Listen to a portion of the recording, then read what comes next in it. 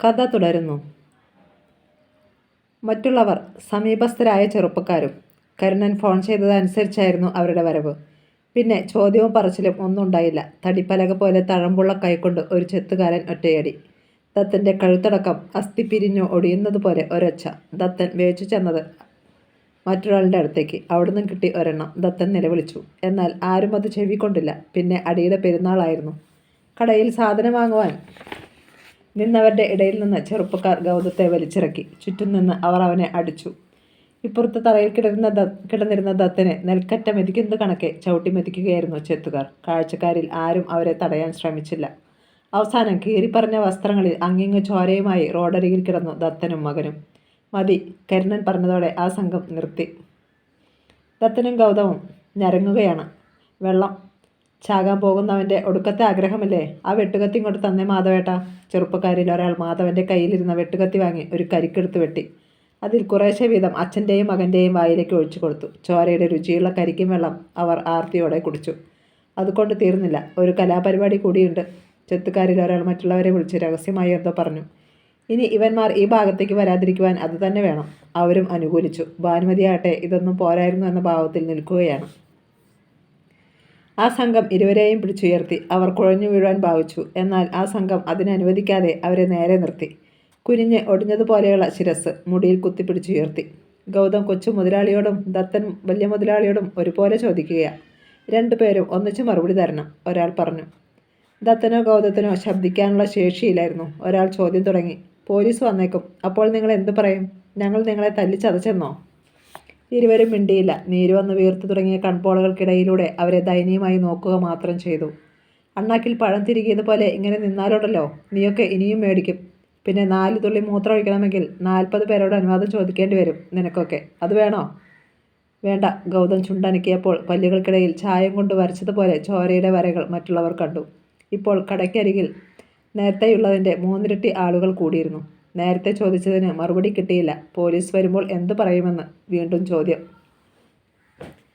എന്തു പറയണം? നാവനക്കിയത് ദത്തനാണ്. അത് ന്യായം, ഒരാൾ ചിരിച്ചു. നിങ്ങൾ പറയേണ്ടത് ഇതാണ്. ദത്തൻ മുതലാളി തൻ്റെ ഭാര്യ പിതാവിനെയും മാതാവിനെയും ആക്രമിച്ചു. അതിൻ്റെ തെളിവാണ് കേട്ടോ റോഡിൽ തകർന്നു കിടക്കുന്ന ഈ സോഡാ കുപ്പികൾ. അപ്പോൾ ഗൗതം തടയുവാൻ വന്നു. നിങ്ങൾ രണ്ടുപേരും തമ്മിൽ അടിയായി. അങ്ങനെയാണ് പരിക്കുകൾ പറ്റിയത്. പിന്നെ നിങ്ങൾ പരസ്പരം ഉടുതുണികൾ വലിച്ചു പറിച്ചു. അയാൾ പറഞ്ഞു തീരും മുമ്പ് ഗൗതം അറിയിച്ചു. തുണികൾ പറിച്ചില്ലല്ലോ എന്ന് ആര് പറഞ്ഞു? മുന്നോട്ട് നീങ്ങിയ കരുണൻ താൻ വിളിച്ചു വരുത്തിയവർക്ക് കണ്ണുകൾ കൊണ്ട് ഒരടയാളം നൽകി. പെട്ടെന്ന് അവർ ദത്തൻ്റെയും ഗൗതത്തിൻ്റെയും മുണ്ടുകൾ വലിച്ചുരിയുകയും ഷർട്ടുകൾ കീറിയെറിയുകയും ചെയ്തു. അടിവസ്ത്രങ്ങൾ മാത്രമായി അച്ഛനും മകനും. ഇപ്പോൾ കറക്റ്റായില്ലേടാ? ഒരാൾ ഗൗതത്തിൻ്റെ താടിയിൽ തട്ടി. ആൾക്കൂട്ടത്തിൽ 3/4 പേരും ആദ്യം മുതൽ ഈ സംഭവമൊക്കെ മൊബൈൽ ക്യാമറകളിൽ പകർത്തുന്നുണ്ടായിരുന്നു. എടാ, കറക്റ്റായില്ലേന്ന് ചോദ്യം ആവർത്തിക്കപ്പെട്ടു. ആയി, ഗൗതം സമ്മതിച്ചു. എങ്കിലും അവന് സംശയം. ഇങ്ങനെയൊക്കെ പറഞ്ഞാൽ പോലീസ് വിശ്വസിക്കുമോ? നിങ്ങൾക്ക് 2 പേർക്കും തല്ല് വാങ്ങിച്ചതിൽ പരാതിയുണ്ടോ? ദത്തനും ഗൗതമും മൗനം. എടാ, ഉണ്ടോന്ന്? ചോദ്യകർത്താവിൻ്റെ മുഖഭാവം മാറി. ഇല്ല, സമ്മതിച്ചത് ദത്തനാണ്. നിങ്ങൾക്ക് പരാതി ഇല്ലാത്തിടത്തോളം കാലം പോലീസിന് കേസെടുക്കേണ്ട കാര്യമില്ല. അതോ നീയൊക്കെ ഇവിടുത്തെ SHOയുടെ അമ്മാവനും മരുമകനും മറ്റോ ആണോ? അല്ല, ഗൗതം പറഞ്ഞു. പിന്നെന്താ കുഴപ്പം? ആളുകളൊക്കെ മൊബൈലിൽ ഷൂട്ട് ചെയ്തിട്ടുണ്ട്. അത് ഗൗതത്തിൻ്റെ അവസാനത്തെ കച്ചിത്തുരുമ്പായിരുന്നു. അതുകൊണ്ട് എന്താടാ? ചോദ്യകർത്താവ് ചുറ്റും നോക്കി. ഉറക്കെയാണ് പറഞ്ഞത്. അവർ ആ വിഷ്വൽസ് പോലീസിനെ കാണിച്ചിട്ട് സ്റ്റേഷനിലും പിന്നെ കോടതിയിലുമൊക്കെ കയറിയിറങ്ങി ജീവിതം തൊലിച്ചു കളയാൻ ആഗ്രഹിക്കുമോ? അങ്ങനെയുള്ള ബുദ്ധിയില്ലാത്തവരാണോടാ ഈ നിൽക്കുന്നത്? ആ ചോദ്യത്തിന് ഒരു ആദരാർത്ഥം ഉണ്ടായിരുന്നു. ആരെങ്കിലും ഇവിടുത്തെ വിഷ്വൽസ് പുറത്തുവിട്ടാൽ അവരും കേസിന് പിറകെ നടക്കേണ്ടി വരുമെന്ന്. അതിനാൽ തന്നെ ഇനി ആരും അതിന് മുതിരില്ലെന്നും ഉറപ്പാണ്. പിന്നെ ഒരു കാര്യം നിങ്ങൾക്ക് പോലീസിനോട് പറയാം. നിങ്ങൾ പരസ്പരം തമ്മിൽ തല്ലി ചാകാതിരിക്കാനും ഈ നിൽക്കുന്ന പ്രായമുള്ള മാധവേട്ടനെയും ചേർത്തിയെയും കൊല്ലാതിരിക്കാനും വേണ്ടി നാട്ടുകാരാണ് നിങ്ങളെ പിടിച്ചു കെട്ടിയതെന്ന്. പറഞ്ഞത് കരുണനാണ്. ദത്തനും ഗൗതമും ഞെട്ടി. അതിന് ഞങ്ങളെ കെട്ടിയിട്ടില്ലല്ലോ. ദത്തൻ സംശയത്തോടെ ബുദ്ധിമുട്ടി. അയാൾക്ക് നേരെ മുഖം തിരിച്ചു. കെട്ടിയിടാൻ പോകുകയല്ലേ? കരുണൻ പറഞ്ഞത് മറ്റുള്ളവർ ദത്തനെയും ഗൗതത്തെയും പുത്തനാറിൻ്റെ കരയിൽ നിന്നിരുന്ന 2 മരങ്ങളിലേക്ക് ചേർത്ത് നിർത്തി. അനന്തരം അവൻ്റെ ഉടുമുണ്ടുകൾ പിരിച്ച് അരയുടെ ഭാഗത്ത് മരത്തിൽ കെട്ടിമുറുക്കി. സഖാവേ പ്ലീസ്, ഇനി ഞങ്ങൾ ഒന്നിനുമില്ല. ഇനിയും നാണം കെടുത്തരുത്. ഗൗതം കേണു. ഇങ്ങനെയൊന്നുമല്ലല്ലോ നിൻ്റെ അച്ഛൻ നേരത്തെ പറഞ്ഞത്. അയാൾ പുച്ഛിച്ചു. പിന്നെ പോലീസ് ഇപ്പോൾ എഴുത്തും. സംഭവം നടക്കുമ്പോൾ ഞങ്ങളാരും ഇവിടെ ഉണ്ടായിരുന്നില്ല കേട്ടോ. ഈ വഴി വന്നവർ ആരോ ആണ് നിങ്ങളെ പിടിച്ചു കെട്ടിയത്. മനസ്സിലായോ? ഇരുവരും മിണ്ടിയില്ല. എന്നാൽ കേട്ടു നിന്നവർക്ക് കാര്യം പിടികിട്ടി. നേരത്തെ കടയിലുണ്ടായിരുന്നവർ തങ്ങൾ വന്ന കാറിൽ കയറി. ആ കാർ ചങ്ങനാശ്ശേരി ഭാഗത്തേക്ക് പോയി. അതുവരെ അവിടെ കൂടി നിന്നിരുന്നവരും സൂത്രത്തിൽ പിറകോട്ട് മാറി. നിങ്ങൾ പൊക്കോ, ഞാനിവിടെ ഇരിക്കാം. ഇവന്മാർ പോലീസിനോട് എന്താണ് പറയുന്നതെന്ന് അറിയണമല്ലോ. സഖാവ് കരുണൻ താൻ വിളിച്ചു വരുത്തിയവർക്ക് നിർദ്ദേശം നൽകി. അവരും പോയി. ഇപ്പോൾ കടയുടെ തൊട്ടടുത്ത് പുതുതായി നടന്നു വന്ന 4-5 പേർ മാത്രം കാഴ്ചക്കാരായി. നേരത്തെ ഉണ്ടായിരുന്നവരിൽ ചിലർ റോഡിനപ്പുറം കുറച്ചകലത്തിൽ ഇനി എന്ത് എന്ന് കാണുവാൻ വേണ്ടി കാത്തുനിന്നു. അടുത്തു വന്നു നിന്നാൽ പോലീസിന് മൊഴി കൊടുക്കേണ്ടി വരുമെന്നും അത് പിന്നെ പൊല്ലാപ്പാകുമെന്നും അവർക്ക് ഉറപ്പുണ്ടായിരുന്നു. കരുണൻ മാധവനെയും ഭാനുമതിയെയും നോക്കി. ഇനി പോലീസിനോട് എന്ത് പറയണമെന്ന് ഞാൻ പ്രത്യേകം ഓർമ്മിപ്പിക്കണ്ടല്ലോ. മരുമകൻ്റെയും കൊച്ചുമകൻ്റെയും മൊഴിയും റോഡിൽ ചിതറിക്കിടക്കുന്ന ഈ തെളിവുകളും തന്നെ ധാരാളം. പിന്നെ നിങ്ങൾക്കും പരാതിയില്ലെന്ന് പറഞ്ഞേരെ, അല്ലാതെ വെറുതെ പോലീസിൻ്റെ പിറകെ പോകണ്ടല്ലോ. കരുണൻ പറഞ്ഞതിൻ്റെ അർത്ഥം ഗ്രഹിച്ച അവർ ഇരുവരും തലയാട്ടി. പെട്ടെന്ന് പോലീസ് ജീപ്പിൻ്റെ സൈറൻ കേട്ടു. ബൊലേറോയ്ക്ക് മുകളിൽ അതിദ്രുതം മിന്നുന്ന ബീക്കൺ ലൈറ്റ്. വാസ്തവത്തിൽ പോലീസ് സ്റ്റേഷനിൽ വിളിച്ചു വിവരം പറഞ്ഞതും സഖാവ് കരുണൻ തന്നെയായിരുന്നു. സിഗ്നൽ ലൈറ്റ് ഇട്ടുകൊണ്ട് വലത്തേക്ക് വന്ന ബൊലേറോ സ്കോർപിയോയ്ക്ക് തൊട്ടുപിറകിൽ നിന്നു. നെടുമുടി സ്റ്റേഷൻ ഹൗസ് ഓഫീസർ ആൻ്റണിയും SIയും 2 സിവിൽ പോലീസ് ഉദ്യോഗസ്ഥരും ഇറങ്ങി. ആൻ്റണി തൊപ്പിയൊന്ന് നേരെ വെച്ചു. പിന്നെ പാൻ്റ് അല്പം വലിച്ചുയർത്തിട്ട് ഇരു പോക്കറ്റുകളിലും കൈ കടത്തിക്കൊണ്ട് ചുറ്റും നോക്കി. അവസാനം ആ കണ്ണുകൾ റോഡിൽ ചിതറിക്കിടക്കുന്ന സോഡാ കുപ്പികളിലേക്കും ദത്തിൻ്റെയും ഗൗതത്തിൻ്റെയും നേർക്കും മാറി മാറി പതിഞ്ഞു. എന്താ ഇവിടെ ഉണ്ടായത്? അയാൾ കരുണനെ നോക്കി. ഞാൻ വന്നിട്ട് അല്പനേരമേ ആയുള്ളൂ സാറേ. ഇത് കണ്ടപ്പോഴാണ് സാറിനെ വിളിച്ചത്. സാറ് അവന്മാരോട് തന്നെ ചോദിച്ചാട്ടെ. തനിക്ക് എല്ലാം മനസ്സിലായി എന്ന ഭാവത്തിൽ ആൻ്റണി തലയാട്ടി. ശേഷം മരത്തിൽ കെട്ടി നിർത്തിയിരിക്കുന്ന ദത്തിൻ്റെയും ഗൗതത്തിൻ്റെയും ഫോട്ടോകൾ മൊബൈലിൽ പകർത്തി. തുടർന്ന് പോലീസിന് നിർദ്ദേശം നൽകി. അവരെ അഴിച്ചുവിട്. ദത്തനും ഗൗതമും മോചിതരായി. അവർ തങ്ങളുടെ മുണ്ടുകൾ അരയിൽ ചുറ്റി. എന്താണ് ഉണ്ടായത്? കുറച്ച് മുൻപല്ലേ തന്നെ ഞാൻ സ്റ്റേഷൻ ജാമ്യത്തിൽ വിട്ടത്? ആൻ്റണി ദത്തനോട് തിരക്കി. ഞങ്ങൾക്ക് പരാതിയൊന്നുമില്ല സാറേ, ദത്തൻ അറിയിച്ചു. അത് താൻ മാത്രം തീരുമാനിച്ചാൽ മതിയോ? SHO പരിഹസിച്ചു. നിങ്ങളെ ആരാ പിടിച്ചു കെട്ടിയത്? അറിയത്തില്ല സാറേ. ഈ റോഡിലൂടെ വന്ന കുറേ പേരാ. അവർ അപ്പം തന്നെ കാറിൽ കയറി പോവുകയും ചെയ്തു. പറഞ്ഞു പഠിപ്പിച്ച പ്രകാരം തന്നെയായിരുന്നു ദത്തൻ്റെ മൊഴി. നിങ്ങളുടെ ശരീരത്തൊക്കെ അടിയേറ്റ പാടുകളുണ്ടല്ലോ. അതാരാ ചെയ്തത്? ഞാനും മോനും തമ്മിൽ തല്ലിയതാ സാറേ. ബസ്റ്റ് തന്തേ മോനും. ഈ സോഡാ കുപ്പിയൊക്കെ റോഡിൽ പൊട്ടിച്ചിരിക്കുന്നത് ആരാ? ഞാനാ സാറേ. അപ്പോൾ താൻ ഈ കട ആക്രമിച്ച് ഇവരെ കൊല്ലാൻ ശ്രമിച്ചു. ഇവിടെ ഭീകരാന്തരീക്ഷം സൃഷ്ടിച്ച് വഴിയാത്രക്കാർക്ക് ബുദ്ധിമുട്ടുണ്ടാക്കി. ദത്തൻ മുതലാളി കുറേ കാലം കമ്പിയഴി എണ്ണാനുള്ള വകുപ്പായി. അത് നിൽക്കട്ടെ, കാര്യങ്ങളൊന്ന് വിസ്തരിച്ച് പറഞ്ഞേ. ദത്തൻ കരുണനെ ഒന്ന് നോക്കി. പിന്നെ മെല്ലെ അറിയിച്ചു. ഈ കടയിലുള്ളത് എൻ്റെ ഭാര്യയുടെ അച്ഛനമ്മമാരെ സാറേ. ഇവരോടുള്ള ദേഷ്യത്തിന് ഞാൻ കടയിലിരുന്ന സോഡാ പെട്ടികൾ എടുത്ത് റോഡിലെറിഞ്ഞു. അപ്പോൾ ഈ നിൽക്കുന്ന എൻ്റെ മോനെ എന്നെ തടഞ്ഞു. ഞാൻ അവനെ അടിച്ചു, അവൻ എന്നെയും. കൊള്ളാം, അച്ഛനും മകനുമായാലും ഇങ്ങനെ തന്നെ വേണം. ആൻ്റണി തലയാട്ടി. എന്നിട്ട് അവസാനം ഇതുവഴി വന്നവരാ ഞങ്ങളെ പിടിച്ചു കിട്ടിയത്. അത് നന്നായി. അവരെ ഇനി കണ്ടാൽ നിങ്ങൾ തിരിച്ചറിയുമോ? ഇല്ല സാറേ, എല്ലാം പെട്ടെന്നായിരുന്നു. അതും നന്നായി. ആൻ്റണി ഗൗതത്തിൻ്റെ നേർക്ക് നോക്കി. നീ തിരിച്ചറിയുമോടാ? ഇല്ല സാർ. അവൻ്റെ തല കുനിഞ്ഞു. പക്ഷെ എന്നാലും പ്രശ്നമാണല്ലോ. കടയിലെ സാധനങ്ങൾ നശിപ്പിച്ചതിന് ഈ അപ്പനും അമ്മയും പരാതി തരുമല്ലോ. അപ്പോഴും നിങ്ങൾ കുരുങ്ങും. ആൻ്റണി വിടുന്ന ലക്ഷണമില്ല. മാധവൻ പെട്ടെന്ന് ഇടപെട്ടു. സാറേ, ഇവർ എൻ്റെ മരുമകനും ചെറുമകനുമായി പോയില്ലേ? ഇവരുടെ പേരിൽ ഞാൻ പരാതി തന്നാൽ എൻ്റെ മോളുടെ മുഖത്ത് എങ്ങനെ നോക്കും? ആൻ്റണിയുടെ കണ്ണുകൾ കുറുകി. ഇവരെ രക്ഷിക്കാൻ വേണ്ടിയാണ് നിങ്ങളിങ്ങനെ പറയുന്നതെന്ന് എനിക്കറിയാം. അത് നിങ്ങളുടെ കാര്യം.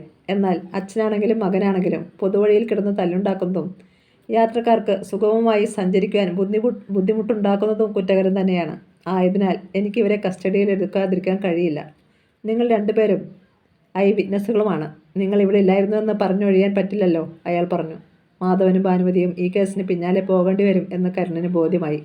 എന്നാൽ അയാൾക്ക് പെട്ടെന്ന് ഒരു യുക്തി തോന്നി. സാറ് പറഞ്ഞത് നേരാ. പക്ഷേ ഒരു പ്രശ്നമുണ്ടല്ലോ. അക്കരെ ആ കാണുന്ന പണി നടക്കുന്ന വീടില്ലേ, അത് ഇവരുടേതാ. കടയിൽ ആളില്ലാത്ത സമയമായതുകൊണ്ട് വീടിൻ്റെ പണി നോക്കാൻ പോയതായിരുന്നു ഇവർ. പെട്ടെന്ന് മടങ്ങി വരും എന്നതിനാൽ ഇവർ കട അടച്ചിരുന്നില്ല. ആ നേരത്താ ദത്തൻ വന്നത്, സോഡാപ്പെട്ടികൾ എടുത്തെറിഞ്ഞത്. ഞാനും ഉണ്ടായിരുന്നു ഇവരുടെ കൂടെ. ഞങ്ങൾ മടങ്ങി വന്നപ്പോൾ കാണുന്നത് ഇവരെ ഇവിടെ പിടിച്ചുകെട്ടി വെച്ചിരിക്കുന്നതാ. അല്ലേ ചേട്ടാ? കരുണൻ മാധവനെ നോക്കി. അയാൾ തലയാട്ടി. ആ ശരിയാ. CI ശബ്ദമില്ലാതെ ചിരിച്ചു. പിന്നെ കരുണനോട് സ്വരം താഴ്ത്തി. സഖാവേ, ഈ പ്രായമായവരെ രക്ഷിക്കാനായി ഇങ്ങനെയുള്ള അടവുകൾ എടുക്കുന്നതെന്ന് എനിക്കറിയാം. ഇവർ പരസ്പരം തല്ലിയതല്ലെന്നും എനിക്കറിയാം. എനിക്കുമുണ്ട് പ്രായമായ അച്ഛനും അമ്മയും. അതിനാൽ സഖാവിൻ്റെ ആളുകൾക്ക് ഞാൻ ബുദ്ധിമുട്ടുണ്ടാക്കുന്നില്ല. ഈ തന്തേ മോനെ ജയിലിലിടണമെങ്കിൽ സാക്ഷികൾ വേണം. സഖാവ് ഇവിടെ ഉള്ളപ്പോൾ അങ്ങനെ ആരെയും കിട്ടത്തില്ലെന്നും അറിയാം. അല്ലെങ്കിൽ തന്നെ കേസുകൾ കൊണ്ട് ഞങ്ങൾ പൊറുതിമുട്ടിയിരിക്കുക. ഇവന്മാരെ സ്റ്റേഷനിൽ കൊണ്ടുപോയിട്ട് കുറേ കഴിഞ്ഞ് ഞാനങ്ങ് വിട്ടേക്കാം. കൊടുക്കേണ്ടത് അത്രയും ഈ ജന്മം മുഴുവൻ ഓർമ്മിക്കാനുള്ളത് നിങ്ങളൊക്കെ ചേർന്ന് നൽകിയിട്ടുണ്ടല്ലോ. കരുണൻ്റെ മറുപടിക്ക് കാക്കാതെ ആൻ്റണി തിരിഞ്ഞു. തോമസേ, അവരെ വണ്ടിയിൽ കയറ്റിയേര്. സിവിൽ പോലീസ് ഉദ്യോഗസ്ഥർ തോമസ് ദത്തനെയും ഗൗതത്തെയും പോലീസ് വാഹനത്തിൽ കയറ്റി. അവരുടെ സ്കോർപിയോയും പോലീസ് കസ്റ്റഡിയിലെടുത്തു. മടങ്ങും മുമ്പ് ആൻ്റണി കരുണനെ ഓർമ്മപ്പെടുത്തി. ഇവന്മാർ ഹോസ്പിറ്റലിൽ അഡ്മിറ്റായിട്ട് കേസിന് വരുമോ? സാധ്യതയില്ല സാർ. ചത്തുപോകത്തൊന്നുമില്ലെന്ന് ഉറപ്പാണോ? ഉറപ്പ്, കരുണൻ ഉറപ്പിച്ചു പറഞ്ഞു. ആൻ്റണി മൂളി. എങ്കിൽ റോഡിൽ കിടക്കുന്ന ഈ തെളിവുകൾ നീക്കം ചെയ്തേക്കണം. ശരി സാറേ. പോലീസിൻ്റെ ബൊലേറോയും ഒപ്പം ദത്തൻ്റെ സ്കോർപിയോയും അകന്നുപോയി. കുപ്പിച്ചില്ലുകൾ നീക്കം ചെയ്യാനായി ഭാനുമതി ചൂലെടുക്കുമ്പോൾ ഫോൺ ഇരമ്പി. അവർ അതെടുത്തു നോക്കി. സ്ക്രീനിൽ തെളിഞ്ഞത് ഇപ്രകാരമായിരുന്നു: പല്ലവി കാളിംഗ്. മോളെ പല്ലവി. ഫോൺ കാതിൽ അമർത്തിക്കൊണ്ട് ഭാനുമതി ഉച്ചത്തിൽ വിളിച്ചു. സഖാവ് കരുണൻ്റെയും മാധവൻ്റെയും ശ്രദ്ധ അവരിലേക്കായി. ഭാനുമതി ചോദിക്കുകയാണ്: നീ എന്താ മോളെ 2-3 ദിവസമായിട്ട് വിളിക്കാഞ്ഞത്? ഞാനും നിന്റെ വല്യച്ഛനും വല്ലാതങ്ങ് ഭയന്നു പോയി. അവനെന്തിയേ ഗോപി? ഓപ്പറേഷനൊക്കെ കഴിഞ്ഞിട്ട് ഇപ്പോൾ എങ്ങനെയുണ്ട്? ഒറ്റ ശ്വാസത്തിൽ അത്രയും ചോദിച്ചിട്ട് ഭാനുമതി ഒന്ന് നിർത്തി. മറുതലക്കിൽ നിന്നും പല്ലവിയുടെ സ്വരം കേട്ടു. ഓപ്പറേഷനൊക്കെ വിജയകരമായിരുന്നു വല്യമ്മേ. എന്നാലും ഒന്നും അങ്ങോട്ട് തീർത്തു പറയാൻ പറ്റത്തില്ല. 2 ആഴ്ച കൂടി കഴിഞ്ഞിട്ട് ഫിസിയോതെറാപ്പി വീണ്ടും തുടരും. എന്നാലും ഞാൻ പ്രതീക്ഷ കൈവിട്ടിട്ടില്ല. അവളാ പറഞ്ഞതിൽ എന്തോ ഒരു പന്തിക്കേടുണ്ടെന്ന് തോന്നി ഭാനുമതിക്ക്. പ്രതീക്ഷ കൈവിട്ടിട്ടില്ല എന്ന വാചകമാണ് അവരെ ചിന്താക്കുഴപ്പത്തിലാക്കിയത്. എങ്കിലും കൂടുതൽ ചോദിച്ച് അവളെ വിഷമിപ്പിക്കേണ്ടെന്ന് ഭാനുമതി തീരുമാനിച്ചു. വല്യച്ഛനും ബാലുവുമൊക്കെ എന്തിയാ വല്യമ്മേ? പല്ലവി തിരക്കി. ബാലു സ്കൂളിൽ നിന്ന് വന്നിട്ടില്ല. നിന്റെ വല്യച്ഛൻ ഇവിടെ ഉണ്ട്. പിന്നെ കരുണനും, ഭാനുമതി പറഞ്ഞു. കടയിലെ കച്ചവടമൊക്കെ എങ്ങനെ പോകുന്നു? കുഴപ്പമില്ല. ദത്തൻ അങ്കിളിനെയോ മറ്റോ കണ്ടോ? അല്പം മുമ്പ് നടന്ന സംഭവം അവളോട് പറയണമോ വേണ്ടയോ എന്ന് ഒരു നിമിഷം ചിന്തിച്ചു ഭാനുമതി. പിന്നെ വേണ്ടെന്ന് കരുതി. അത്രയും അകലെ കഴിയുന്ന പല്ലവിയെ വിഷമിപ്പിക്കുന്നത് എന്തിനാ? ഞാൻ പിന്നെ വിളിക്കാം മുത്തശ്ശി, ഡോക്ടർ വിളിക്കുന്നു. പല്ലവി പറഞ്ഞതും കോൾ മുറിഞ്ഞു. അവൾ തന്നെ മുത്തശ്ശിയെന്നും വല്യമ്മയെന്നും മാറി മാറി വിളിക്കാറുണ്ടെന്ന് ഭാനുമതി ഓർത്തു. ഫോൺ കടയുടെ പടിയിൽ വെച്ചിട്ട് അവർ മാധവനോടും കരുണനോടും പല്ലവി പറഞ്ഞ അത്രയും കാര്യങ്ങൾ അവതരിപ്പിച്ചു. അവൻ ഗോപി നടന്നു തന്നെ മടങ്ങി വരും. കരുണൻ ചുണ്ടനക്കി. ഭാനുമതി ചിന്തയോടെ മൂളി. അനന്തരൻ ചൂലെടുത്ത് റോഡിൽ ചിതറിക്കിടക്കുന്ന കുപ്പിച്ചില്ലുകൾ തൂത്തുവാരാൻ തുടങ്ങി. വൈകിട്ട് 4 മണിയോടെയാണ് station house officer Antony Nedumudi police സ്റ്റേഷനിൽ നിന്ന് ദത്തനെയും ഗൗതത്തെയും വിട്ടയച്ചത്. ഇനി ഒരിക്കലും പല്ലവിയുടെ കടയിൽ പോകുകയോ എന്തെങ്കിലും വിഷയം ഉണ്ടാക്കുകയോ ചെയ്യില്ലെന്ന് ആൻ്റണി അവരെ കൊണ്ട് എഴുതി വയ്പ്പിക്കുകയും ചെയ്തിരുന്നു. സ്കോർപിയോയിൽ കയറുമ്പോൾ ദത്തൻ മന്ത്രിച്ചു. ആൻ്റണി, അവൻ എഴുതി വയ്പ്പിച്ചാൽ ഞാനങ്ങ് അടങ്ങിയിരിക്കുമെന്നാ ആ നാറി കരുതുന്നത്. പുതിയ വീട് പണിതുകൊണ്ടിരിക്കുകയല്ലേ ഗോപിദാസിന്. അതൊന്ന് തീർന്നോട്ടെ. അമേരിക്കയിൽ നിന്ന് അവൻ തിരിച്ചു വരുന്ന അന്ന് അതവൻ്റെ പട്ടടയാക്കും ഞാൻ. കല്ലിന്മേൽ കല്ല് ശേഷിക്കാതെ ആ വീട് ഞാൻ തകർക്കും. ദത്തൻ്റെ കടപ്പല്ല് ഞെരിഞ്ഞു. എന്നെ തോൽപ്പിച്ചിട്ട് 1-ാം കരയിൽ ഒരുത്തനും ഞെളിഞ്ഞു നടക്കാമെന്ന് കരുതണ്ട. കരുണൻ. ആ പട്ടിയുടെ ആയുസ്സും ഏതാണ്ട് തീർന്ന മട്ട. കാർ സ്റ്റാർട്ട് ചെയ്യുന്നതിനിടയിൽ ദത്തനെ തലത്തിരിച്ചൊന്ന് നോക്കി ഗൗതം. ഇനിയെങ്കിലും ഇതൊക്കെ അങ്ങ് അവസാനിപ്പിക്കുന്നതല്ലേ അച്ഛാ നല്ലത്. ദത്തൻ്റെ കണ്ണുകൾ കത്തി. നീ പോടാ നാറി. ഒരു ഉപദേശകൻ വന്നിരിക്കുന്നു. എടാ, ഒന്നുമില്ലായ്മയിൽ നിന്ന് ഇതുവരെ എത്തിയവനെ ഞാൻ. സ്വന്തം അധ്വാനവും ബുദ്ധിയും കൊണ്ട് കടന്നു വന്ന വഴികളിൽ പലതും ചെയ്തിട്ടുണ്ട് ഞാൻ. ഒതുക്കേണ്ടവനെ ഒതുക്കിയും കൂടെ നിർത്തേണ്ടവനെ അങ്ങനെയും ചെയ്തു. ഇനിയും ഞാൻ അങ്ങനെ തന്നെ ആയിരിക്കുകയും ചെയ്യും. ഗൗതം മിണ്ടിയില്ല. പൊതുനിരത്തിൽ വെച്ച് ഉടുമുണ്ട് നഷ്ടപ്പെട്ടിട്ടും അച്ഛന് ഒരു മാറ്റവും ഉണ്ടായില്ലല്ലോ എന്ന അമ്പരപ്പായിരുന്നു അവന്. അമർഷത്തോടെ ഗൗതം ആക്സിലേറ്റർ ഞെരിച്ചു. 2 മാസങ്ങൾ കഴിഞ്ഞു. പല്ലവിയുടെ വീടിൻ്റെ പണി പൂർത്തിയായി. പെയിൻറ്റിങ്ങും കഴിഞ്ഞു. ഇപ്പോൾ AC റോഡിൽ നിന്ന് നോക്കിയാൽ ആ വീട് കാണുവാൻ ഒരു പ്രത്യേക ഭംഗിയുണ്ടായിരുന്നു. ഇനി എത്ര വെള്ളപ്പൊക്കം വന്നാലും തങ്ങൾക്ക് പേടിക്കേണ്ട. ദുരിതങ്ങളുടെ വിളനിലമായ ക്യാമ്പുകളിലേക്ക് പോവുകയും വേണ്ട. ഭാനുമതി അഭിമാനത്തോടെ ഓർക്കും. മാതൃദേശം ചാനലിൻ്റെ റിപ്പോർട്ടർ ഹരിലാൽ ആഴ്ചയിൽ ഒരു ദിവസമെങ്കിലും വീട് പണി ശ്രദ്ധിക്കുവാൻ എത്തിയിരുന്നു. എഞ്ചിനീയർക്ക് വേണ്ട നിർദ്ദേശവും ജോലിക്കാർക്കുള്ള കൂലിയും നൽകിയിട്ട് കടയിൽ വന്ന് കുറേ നേരം ഇരുന്നിട്ടേ അവൻ മടങ്ങും. ഭാനുമതിക്കും മാധവനും അവനെ വലിയ ഇഷ്ടവും വിശ്വാസവുമായിരുന്നു. എത്ര നല്ല പയ്യനവൻ. ഒരു ദിവസം മാധവൻ ഭാനുമതിയോട് പറഞ്ഞു. ഇത്തരം സ്വഭാവമുള്ള ഒരാളെ പല്ലവി മോൾക്ക് കിട്ടിയിരുന്നെങ്കിൽ എത്ര നന്നായേനെ അല്ലേടി? മനുഷ്യ, ഭാനുമതി ചിരിച്ചു. നിങ്ങൾക്ക് ഇപ്പോഴും ഒന്നും മനസ്സിലായില്ല. ഹരിലാലും പല്ലവി മോളും തമ്മിൽ ഏതാണ്ട് ഒരു അടുപ്പമുണ്ട്, എനിക്കുറപ്പാ. അത് നിനക്ക് എങ്ങനെ മനസ്സിലായി? മാധവൻ നെറ്റിച്ചുളിച്ചു. ബുദ്ധിയുള്ളത് കൊണ്ട്. ഒരു പെണ്ണും ചെറുക്കനും തമ്മിൽ സംസാരിക്കുമ്പോൾ ആ കണ്ണുകളിലെ ഭാവം മാത്രം മതി മനസ്സിലാക്കാൻ ശ്രദ്ധിക്കുന്നവർക്ക്. ആവോ, എനിക്കതിനുള്ള കഴിവില്ലേ? മാധവൻ സമ്മതിച്ചു. നിങ്ങളുടെ കഴിവിനെക്കുറിച്ച് എന്നെ കൊണ്ടൊന്നും വെളുപ്പിക്കല്ലേ? ഭാനുമതി പൊട്ടിച്ചിരിച്ചു. ഒപ്പം മാധവനും. ഇവർ ഇങ്ങനെ സംസാരിച്ചതിൻ്റെ പിറ്റേന്ന് വൈകിട്ട് ഹരിലാൽ അവിടെ വന്നു. മുത്തശ്ശിയെ, വീടിൻ്റെ പണി മുഴുവൻ തീർന്നു. നാളെ കൊണ്ട് പിൻഭാഗത്തെ മതിലിൻ്റെ പണിയും തീരും. ജോലിക്കാരെയെല്ലാം പറഞ്ഞുവിടാൻ പോവുകയാ. ഇനി അവിടെ എന്തെങ്കിലും കുറ്റമോ കുറവോ ഉണ്ടെന്ന് നാളെ രാവിലെ ഒന്ന് നോക്കി പറഞ്ഞേക്കണം. അപ്പോൾ അവരെ കൊണ്ട് അതും കൂടി പരിഹരിപ്പിക്കാമല്ലോ. ഒന്നും വേണ്ട മോനെ, പണി നോക്കി നടത്തിച്ചത് നീയല്ലേ. ഒരു കുറവും കാണത്തില്ലെന്ന് എനിക്കറിയാം, ഭാനുമതി പറഞ്ഞു. പുതിയ ഫർണിച്ചറുകളും മറ്റും നാളെ എത്തിക്കും. പിന്നെ എന്നാ അങ്ങോട്ട് താമസം മാറുന്നതെന്ന് നേരത്തെ പറയണം. ഇപ്പോൾ താമസിക്കുന്ന വീട്ടിൽ നിന്ന് സാധനങ്ങളൊക്കെ ഇങ്ങോട്ട് ഷിഫ്റ്റ് ചെയ്യണ്ടേ? അവൻ ചില്ലുപരന്ന് തുറന്ന് ഒരു മിഠായി എടുത്ത് വായിലിട്ടു. കയറി താമസമൊക്കെ ഗോപി വന്നിട്ട് മതിയെന്നാണ് എൻ്റെ ആഗ്രഹം. ആദ്യം അവിടെ കാൽക്കുത്തുന്നത് അവനായിരിക്കണം. അവൻ്റെ ഏറ്റവും വലിയ സ്വപ്നമായിരുന്നു വെള്ളപ്പൊക്കത്തിലും ജീവിക്കാൻ പറ്റുന്ന ഒരു വീട്. ദീർഘശ്വാസം വിട്ടുകൊണ്ട് അത് പറയുമ്പോൾ ഭാനുമതിയുടെ കണ്ടമിടറി. മുത്തശ്ശിയുടെ ആഗ്രഹം അങ്ങനെയാണെങ്കിൽ അത് തന്നെ നടക്കട്ടെ, ഹരിലാൽ സമ്മതിച്ചു.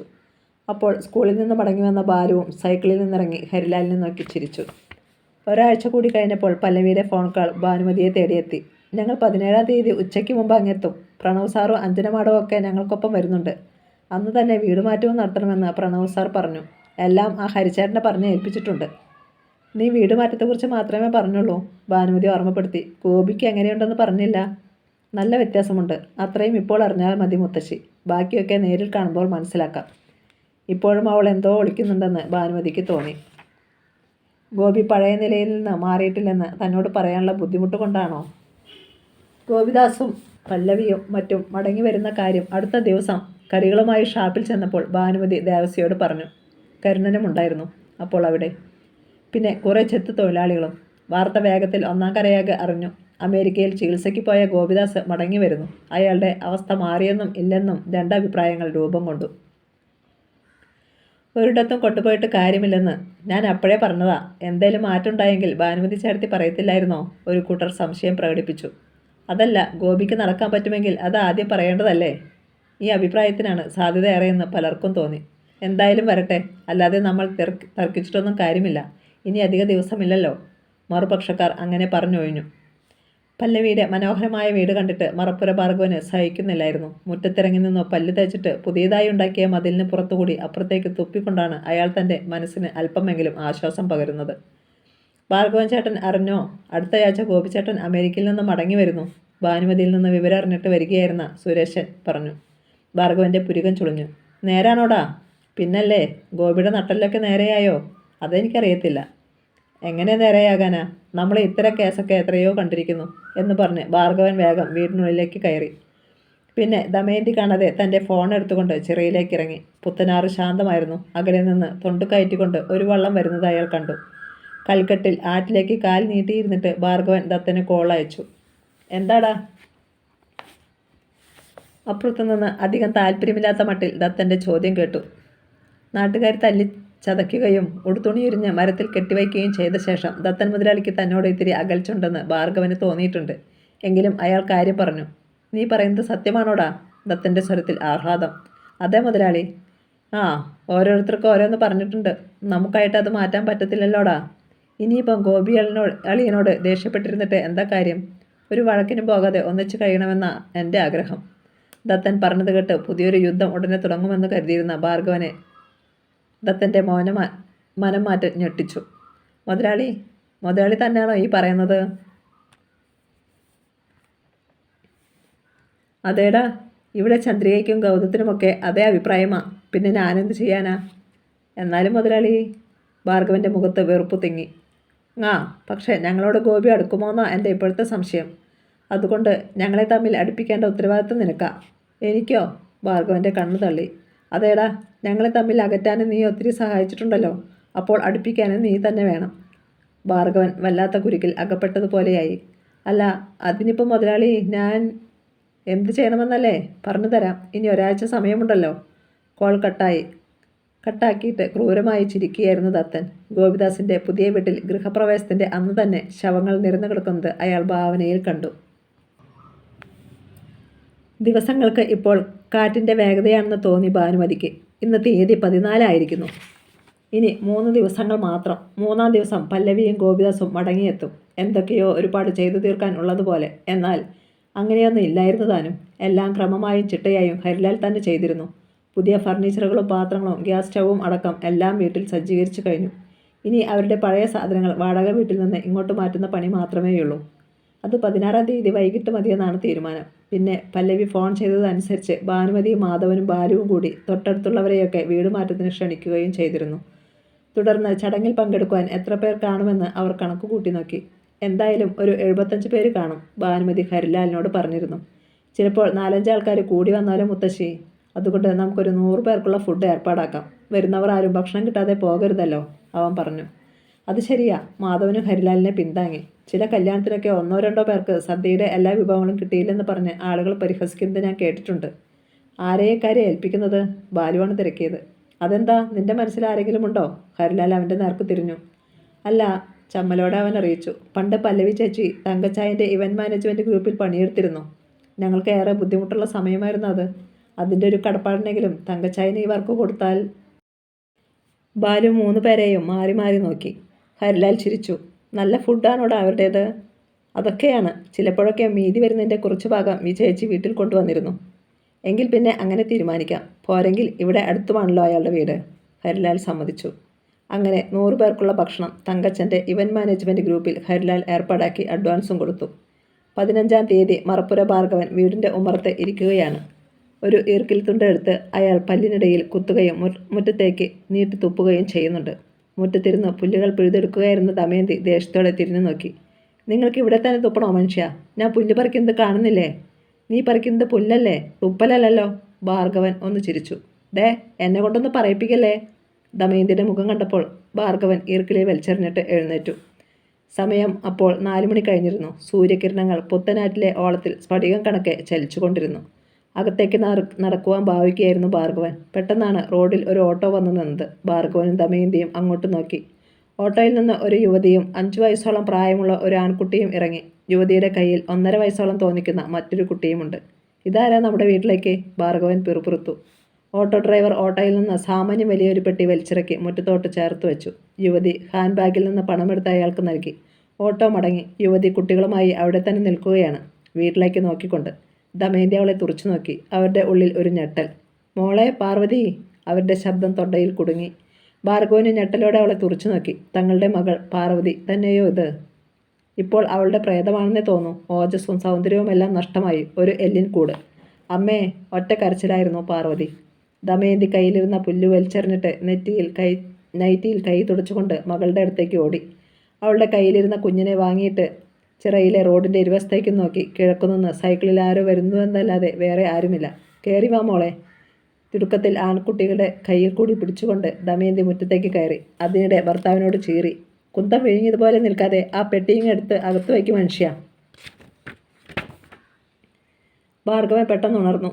അയാൾ പോയി പെട്ടിയെടുത്തു. അതിന് വലിയ ഭാരം ഉണ്ടായിരുന്നില്ല. മകളെയും കുട്ടികളെയും അകത്തു കയറ്റി ദമയന്തി വാതിലടച്ചു. പിന്നെ പാർവതിയെ അടിമുടി ശ്രദ്ധിച്ചു. എന്തൊരു കോലമാടി ഇത്? മറുപടി പാർവതിയുടെ പൊട്ടിക്കരച്ചിലായിരുന്നു. പിന്നെ അവൾ ഒരു സെറ്റിയിലേക്കിരുന്ന് മടിയിലേക്ക് മുഖം പൂഴ്ത്തി. ഏയ്, എന്താ മോളെ? ദമയന്തി അവളുടെ അടുത്തിരുന്ന് പുറത്ത് തഴുകി. കഥ തുടരും.